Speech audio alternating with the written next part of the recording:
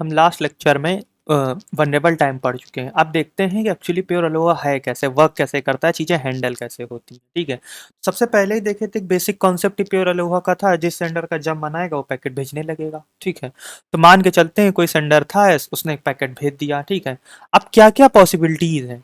सबसे पहली बात क्वेश्चन निकल के आती है कि हम प्योर अलोहा पता कैसे करते हैं कि ट्रांसमिशन सक्सेसफुल हो गया। ठीक है, देखिए मल्टीपल यहाँ पे जो एल्गोरिथम है, अलोहा है, प्योर अलोहा है, स्लॉटेड अलोहा, सीएसएमए, सीडीएस, सब में एक्नॉलेजमेंट का कॉन्सेप्ट नहीं है। ठीक है, सब में एसी केस नहीं आती। बट प्योर अलोहा की बात करें तो ये कंफर्म ऐसे करता है कम्युनिकेशन मेरा सक्सेसफुल रहा है, मैंने पैकेट सक्सेसफुली भेज दिया है, वो है एक्नॉलेजमेंट का। ठीक है, तब एक्नॉलेजमेंट का जैसे ही बात आई तो हम फ्लो कंट्रोल वगैरह में पढ़े थे कि कुछ क्लॉक लॉक होती थी, मतलब जो मतलब जैसे मैंने पैकेट सेंड किया तो मुझे कुछ तो क्लॉक चलानी पड़ेगी, हम कितने टाइम तक एक्नॉलेजमेंट का वेट करेंगे। ऐसा थोड़ी कि हम 1 साल तक वेट करते रहेंगे कि हमारी एक्नॉलेजमेंट क्यों नहीं आई है। ठीक है, तो एक्नॉलेजमेंट का कितना वेट है, मतलब कितने टाइम तक हमें एक्नॉलेजमेंट वेट करना चाहिए। तो अगर मैं वर्स्ट केस ले लूँ, मान लो ये हमारा चैनल है। ठीक है, और जो सेंडर है वो इसके इस एंड पे है और रिसीवर है बिल्कुल लास्ट एंड पे है। ठीक है, तो ये वर्स्ट केस मैंने लिया, बिल्कुल इंड टू इंड है। ठीक है, तो अगर मैं पैकेट की बात करूं, मैं सक्सेसफुल का केस ले रहा हूं। ठीक है, पैकेट सक्सेसफुली यहां तक पहुंचने में कितना टाइम लगेगा, जो भी ट्रांसमिशन टाइम होगा, जो सॉरी जो कि प्रोपोगेशन टाइम होगा। ठीक है, बेसिकली प्रोपोगेशन डिले होगा जो कि टीपी है। ठीक है, ठीक। और अगर यहां से एसी के जनरेट हुई तो वो कितना टाइम लेगी, अगेन टीपी लेगी। तो बेसिकली वही राउंड ट्रिप टाइम नहीं हो गया जो मैंने पहले ही पढ़ा था। तो जब भी कोई पैकेट सेंड होगा यहाँ से सेंडर के जरिए, तो जो क्लॉक चालू होगी वो 2 TP की क्लॉक होगी। ठीक, मतलब बेसिकली राउंड ट्रिप टाइम जितना हम वेट करेंगे। ठीक है, अगर इतने में हमारे पास एसीके आ जाती है, ठीक है, तो हम ये मानेंगे, एसीके से मेरा मतलब हमेशा होता है एक्नॉलेजमेंट। ठीक है, मैं उसे शॉर्ट में एसीके बोल देता हूँ। ठीक है, अगर एसीके आ जाती है हमारे पास तो हम मानेंगे कि हमारा कम्युनिकेशन सक्सेसफुल रहा है। बट व्हाट अगर एसीके नहीं आती है। ठीक है, तो इसका मतलब सिंपल है कि जब भी ये टाइम आउट होगा तो हमें ये रियलाइज होगा कि ओके पैकेट सेंड नहीं हुआ है, मतलब कोलिजन हुआ है, कुछ भी हुआ हो हम अपना कोलिजन एज्यूम करके चल रहे हैं। ठीक है, तो क्या करना चाहिए, क्या हमें दोबारा तुरंत ही पैकेट सेंड कर देना चाहिए। अगर मान के चलता हूं कि जैसे ही ये आरटीटी की क्लॉक ओवर हुई और हमें एसीके नहीं आई, इस सेंडर ने दोबारा वही पैकेट सेंड कर दिया। ठीक, अब एक चीज एज्यूम करो कि एक ही सेंडर हुए, जरूरी तो नहीं, हो सकता है मल्टीपल सेंडर ने ये प्रोसेस सेम टाइम पे शुरू की हो। ठीक, इन सबकी ही सेम टाइम पे क्लॉक टाइम आउट हुई हो, तो ये सब दोबारा सेम टाइम पे ही पैकेट ड्रॉप कर देंगे चैनल पे वापस से। तो नहीं लगता कि ये दोबारा से कोलाइड कर जाएंगे, मतलब ये पैकेट दोबारा नहीं कोलाइड करेंगे, सेम टाइम पे ही दोबारा ड्रॉप कर दिए गए हैं चैनल पे। ठीक है, तो अगेन कोलिजन होगा, अगेन ये सीके नहीं आएगी, अगेन ये लोग उसी सेम टाइम पे पैकेट ड्रॉप करेंगे। ऐसे तो हम लूप में फंस जाएंगे, मतलब हम कभी कम्युनिकेशन सक्सेसफुल नहीं होगा, सेम टाइम पे सेंडर बार बार पैकेट रीट्रांसमिट करता रहेगा। ठीक है, और दूसरा क्या ये भी सही लग रहा है कि हम मतलब अटेम्प्ट मारते ही जा रहे हैं, रीट्रांसमिशन करते ही जा रहे हैं, क्या इन्फानाइट टाइम तक हम रिट्रांसमिशन करेंगे, ये भी सही नहीं लग रहा है, और एक लूप का इशू आ रहा है। ठीक है, तो इसे कैसे हैंडल करें। अगर हम कुछ ऐसा करें कि हम इनका टाइम रैंडमाइज कर दें, मतलब एक बार ट्रांसमिशन फेल होने के बाद इनका टाइम डिफर हो जाए, मतलब ये कोई एक्स अमाउंट ऑफ टाइम, ये कोई वाई अमाउंट ऑफ टाइम, ये कोई जेड अमाउंट ऑफ टाइम बाद पैकेट रिट्रांसमिट कर रहा हो, ये एक्स वाई जेड अलग है, यानी रैंडमाइज्ड है मैं कह लूंगा, जैसे मैं रैंडम बना दूं किसी तरह। ठीक है, तो मे भी चांसेस हमारे दोबारा कोलिजन नहीं होंगे। दूसरा, एक लिमिट भी हमें लगा देनी चाहिए कितने बार ये ट्राई करे, 10 बार ट्राई करना है, 15 बार ट्राई करना है। ठीक है, ये सब प्योर अलोहा में लगा हुआ है। तो होता क्या है कि हम ये टाइम है, जितनी टाइम हमें वेट करना है ट्रांसमिशन फेल होने के बाद, ठीक है, उसे हम बैक ऑफ टाइम बोलते हैं। यानी इतनी देर तक आप रुक जाओ, पीछे हट जाओ। ठीक है, अभी वेट करो, अभी तुरंत मत भेजो, बैक कर जाओ, मतलब बैक ऑफ कर लो खुद को। ठीक है, इसीलिए हम इसको बैक ऑफ टाइम बोलते हैं। अब बैक ऑफ टाइम के लिए मल्टीपल स्ट्रेटेजी अवेलेबल है। ठीक है, मल्टीपल फॉर्मूलाज अवेलेबल हैं। जो हम मेनली यूज करते हैं उसे हम बोलते हैं बाइनरी एक्सपोनेंशियल बैक ऑफ। ठीक है, अब इसमें होता क्या है, मान लो कोई केथ अटेम्प्ट था।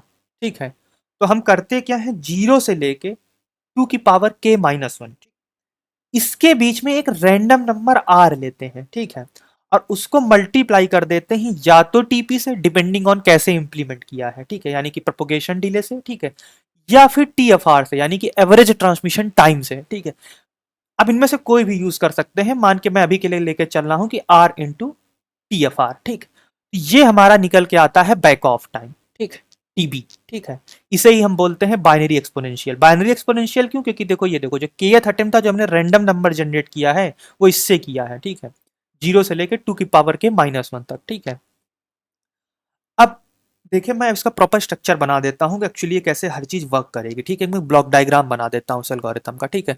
बाकी अभी जनरल के लिए कहें तो इसी बैक ऑफ टाइम तक हम वेट करेंगे और इस रैंडम नंबर की वजह से देखो सबका बैक ऑफ टाइम अलग आएगा मोस्ट प्रोबेबली, ठीक है? सबका, इस रैंडमाइज्ड नंबर की वजह से। और ये जो केथ अटेम्प्ट में, इस पे भी लिमिट होती है। इन जनरल हम कहते हैं 15, 15 लिमिट होती है कि हम 15 टाइम रिट्रांसमिशन ट्राई करेंगे, ठीक है? और जितने बार फेल करेगा ये के की वैल्यू बढ़ती जाएगी, यानी जो रैंडम नंबर की रेंज है बढ़ती जाएगी। कभी के 0 था, फिर 1 था, फिर 2 था, फिर 3 था, 4 था, एंड सो ऑन, ठीक है?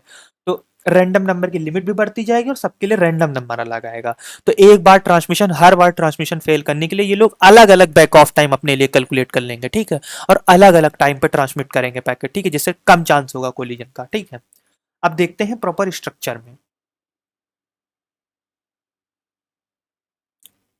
अभी तक जो मैंने पॉइंट्स बोले थे वो बस यहीं पे मेंशन कर दिया हूँ, ठीक है? A C K is present here. Back off time क्या होता है? R multiplied by T P और R multiplied by T F R, ये डिपेंड करता है इम्प्लीमेंटेशन पे, ठीक है?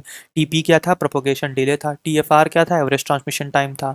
आर एक रैंडम नंबर था जो जीरो से लेकर टू की पावर के माइनस वन तक होता था। के था रिट्रांसमिशन अटेम्प्ट था, मतलब कौन सा के अटेम्प्ट है, ठीक है? और जो एक्नॉलेजमेंट की टाइम आउट क्लॉक होती थी वो हमारी टू पी होती थी, टू टी पी होती थी, जो कि बेसिकली राउंड ट्रिप टाइम होता है। अब देखते हैं एल्गोरिथम कैसे चीज़ें स्टार्ट होती हैं। सबसे पहले मान लो ट्रांसमिशन हमने स्टार्ट किया, ठीक? अब ये अटेम्प्ट क्या था? के इक्वल्स टू जीरो था, ठीक? जीरो अटेम्प्ट था, हमने हमने फ्रेम भेजा अपना,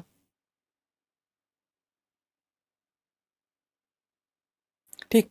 अब फ्रेम भेजने के बाद हमें क्या करना चाहिए? हमें एसीके का वेट करना है, और कितने टाइम करना है? ऑब्वियसली राउंड ट्रिप टाइम करना है।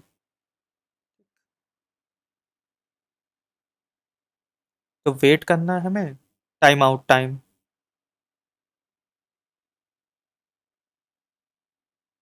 ठीक? हमने टाइम आउट टाइम के लिए वेट किया, वो कितना था? Two multiplied by T P, basically propagation delay. Two T P क्या होता था? राउंड ट्रिप टाइम होता था हमारा, यानी कि सेंडर से रिसीवर तक पैकेट जाना, रिसीवर से सेंडर तक वापस एक्नॉलेजमेंट आना, ठीक है? तो टोटल टाइम मैक्सिमम कितना हो सकता है? अब अगर इस टाइम आउट के बाद, मतलब इस टाइम आउट के अंदर अंदर अगर हमें एसी के रिसीव हो जाती है, ठीक? अगर रिसीव हो जाती है, ये आंसर यस है, तो हमारा जो ट्रांसमिशन था वो सक्सेस हो चुका है, ठीक? बट अगर नहीं होती है, यानी कि हमारा कोलिजन हुआ होगा और ट्रांसमिशन फेल कर गया है, ठीक है? आंसर आपका नो आया इस क्वेश्चन का, ठीक है? तो हम क्या करेंगे? सबसे पहले तो हमें अपना अटेम्प्ट इंक्रीज करना है। मेरा जीरो अटेम्प्ट अब फेल हो चुका है, ठीक है? या जो भी अटेम्प्ट था वो फेल हो चुका था, हम इसको वन प्लस कर देंगे, यानी जो अटेम्प्ट काउंट है हमारा, इसको एक से बढ़ा देंगे। फिर चेक करेंगे जो हमारा अटेम्प्ट काउंट है, क्या ये मैक्सिमम नंबर ऑफ काउंट से ज्यादा है क्या? यानी कि के इज ग्रेटर देन के मैक्स, ठीक? क्योंकि अगर ऐसा है तो हमने क्या कहा था? हमें एक लिमिट भी तो रखनी पड़ेगी कितने टाइम हमें अटेम्प्ट अटेम्प्ट करना है, ठीक? अगर ये इसका आंसर यस है, ठीक है, यानी हम लिमिट अपनी क्रॉस कर चुके हैं। मैंने बोला था कि आप 15 बार ट्रांसमिशन अटेम्प्ट करो, आप 16वें पे खड़े हुए, मतलब 16वें टाइम पे अटेम्प्ट कर रहे हो, ठीक है? तो ऑब्वियसली अब हमें कनेक्शन को अबॉर्ट कर देना चाहिए, मतलब इस ट्रांसमिशन को ऑल टुगेदर अबॉर्ट कर देना चाहिए, ठीक? इन जनरल ये 15 रखा जाता है, मैं 15 बोल रहा हूँ, ये डिपेंड करता है इम्प्लीमेंटेशन पे, ठीक है? कोई 15 रख सकता है, कोई 100 भी रख सकता है, बट मोस्ट कॉमन केस में नॉर्मली जो के मैक्स की वैल्यू है वो 15 रखी जाती है इन जनरल, ठीक? और ये रैंडम नंबर नहीं है, ये एक फिक्स्ड वैल्यू होती है, इसे एक बार डिसाइड कर दिया जाता है, ठीक है? अब अगर के की जो वैल्यू थी, यानी जो अटेम्प्ट नंबर था हमारा, वो मैक्स अटेम्प्ट नंबर से कम है, यानी कि अभी हम और ट्रांसमिशन ट्राई कर सकते हैं, तो अगेन हमें एक रैंडम नंबर सेलेक्ट करना पड़ेगा, ठीक है? जो कि किस किस रेंज में होगा? जीरो से लेके टू की पावर के माइनस वन, ठीक? ये रैंडम नंबर हमें लेना है, ठीक? रैंडम नंबर हमने जनरेट कर लिया, देन ठीक, इस रैंडम नंबर को हम यूज करते हैं बैक ऑफ स्ट्रेटेजी में अपनी, यानी कि हम आर को मल्टीप्लाई करते हैं या तो टीपी से, और ठीक आर को मल्टीप्लाई करते हैं टीएफआर से, यानी एवरेज ट्रांसमिशन टाइम से, ठीक है? और ये हमारा क्या होता है? बैक ऑफ टाइम, ठीक? अब हमें इतने टाइम वेट करना है, ठीक? वेट, इतने टाइम हमें बेसिकली वेट करना है। ये मैंने बाहर रख दिया, ये एक्चुअली इस डब्बे के अंदर ही है। वेट फॉर,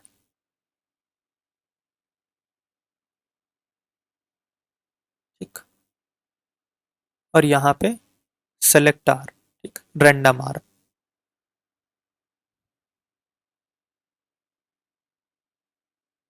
रैंडम आर इस रेंज में, ठीक है। उसके बाद हमें इतने टाइम वेट करना है, बैक ऑफ टाइम वेट करना है। देन अगेन हम आ जाएंगे फ्रेम ट्रांसमिशन पे, ठीक।